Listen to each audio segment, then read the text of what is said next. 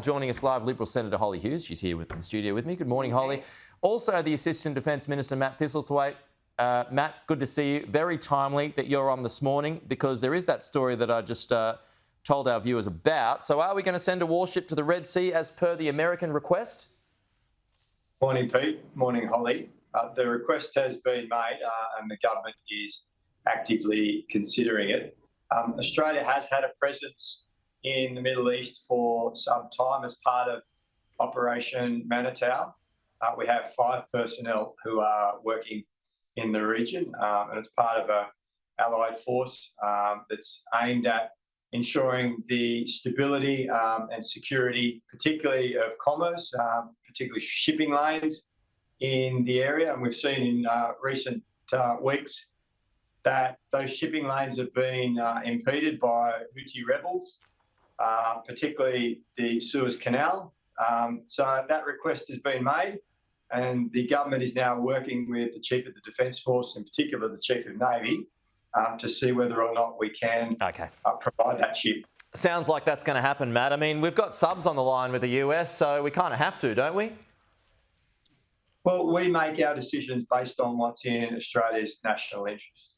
And we've certainly had a tradition of being involved in allied operations where we're upholding international laws and trying to secure peace and stability, particularly related to ongoing commerce. And that's really what's at stake here. Obviously, there's a flashpoint at the moment in that region with the war in Israel, and that does carry some risks. But we'll make sure that we make decisions based on what is in Australia's interest. OK, well, on Israel, Holly, I'll come to you in just a moment, but I'll stay with Matt on that point because he brought up Israel, Matt. Are you abandoning support of Israel by pushing for a ceasefire? No, not at all. If you look at the statement that was released by the Canadian Prime Minister, the New Zealand Prime Minister and our Prime Minister, Anthony Albanese, the wording is exactly the same as the resolution that was moved in the Parliament by the Prime Minister and seconded by the Leader of the Opposition. And the resolution and that wording of that resolution makes clear that Australia undoubtedly condemns the actions of Hamas, calls for the immediate release of hostages and recognises Israel's right to defend itself. But in doing so, it says that humanitarian international law has to be upheld. And that's a position that the government has had consistently. Sure. We had the humanitarian pause that allowed aid, particularly food and water, to get into the region. We want to see that humanitarian pause instituted again so that aid can get back into the region. Yeah, I mean, the letter's fine. It was strong, no doubt about that. But the thing is that you supported the resolution, which doesn't even name Hamas, which, as you know, is a listed terror organisation. So why even do it when the US and the UK didn't? Because the resolution calls for the immediate release of the hostages. And that's the key difference between the previous resolution, which Australia voted against, and this one. We call for the immediate release of those hostages. But it is a fact that human beings are literally starving to death in Gaza because they have no food, they have no water, and children are dying.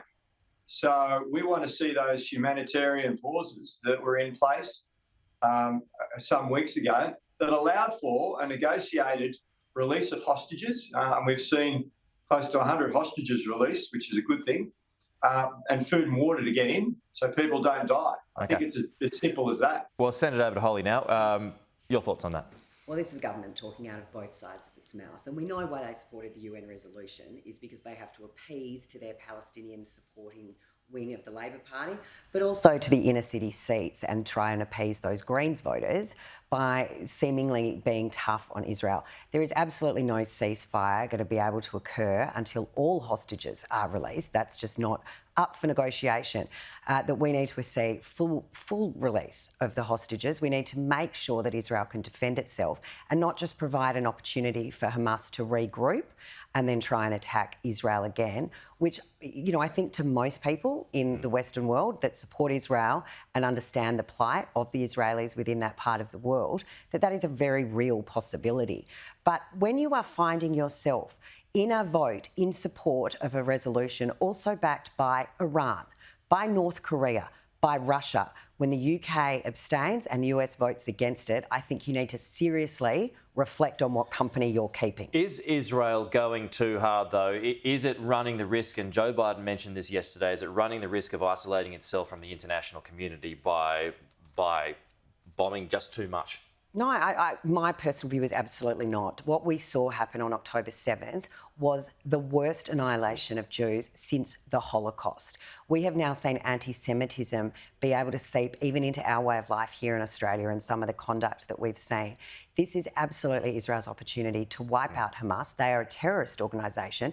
Most people around the world and countries acknowledge that. Somehow the Labor Party is walking away from even acknowledging Hamas as a terrorist organisation. What's wrong with that point, though? Sorry, Holly, just squeeze for time. But what's wrong with the point, though, that Labor's making? I mean, the letter that Anthony Albanese was very strong, right? Yeah. It was a strong point. Yeah, but he wants to talk out of one side of his mouth to one audience, and then he wants to talk out of the other side of his mouth, appeasing to the Penny Wong left side of the Labor Party, and protect his own seat of Grayndler, where we know they're moving more and more to the extreme left. But then trying to get a ceasefire going so you can get more aid in there, so you limit or restrict the number of civilians who are killed. But they're also talking for corridors to be completely left open, which we just want Iran to drop some more bombs into Gaza, more military aid into Gaza for Hamas so they can continue attacks on Israel. I mean, this is a terrorist organisation. We're not talking about a hostile government. We're talking about a terrorist organisation that is globally, it is recognised. They use Palestinian citizens as human shields. We know that they use the Palestinian people to cowardly protect themselves. So this is absolutely Israel's opportunity to ensure that Hamas can't rebuild, that they are wiped out, and that Israelis, not just Jewish Israelis, all Israelis are safe. Matt, closing thought from you on that point. Julie and Lisa made the same one yesterday about talking out both sides of your mouth to try and win over inner city seats to stop the Greens from getting them. Well, the Prime Minister's acting consistent with the motion that was moved in the Parliament. And that motion was seconded by the Leader of the Opposition. And that mentioned Hamas, Matt.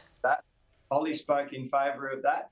And the wording of the joint statement between the Prime Ministers is consistent with that, as is the approach that we're taking in the United Nations. What we're saying it's completely contradictory, Matt. Humanitarian pause and release of hostages. They're not mutually exclusive. They go together. And that's clear in the resolution. It's clear in the resolution that was passed by... That's why Iran supported it and the US didn't. We need to make sure that the hostages are released and that food and water can get into Gaza so more people don't die. Okay. Matt, Holly, unfortunately, we're out of time. Thanks, Appreciate you coming in. Happy Christmas. Happy Christmas to you. Happy Christmas to you, Matt. Happy Christmas, all. Appreciate the sparring throughout the course of the year. Look forward to that resuming next year.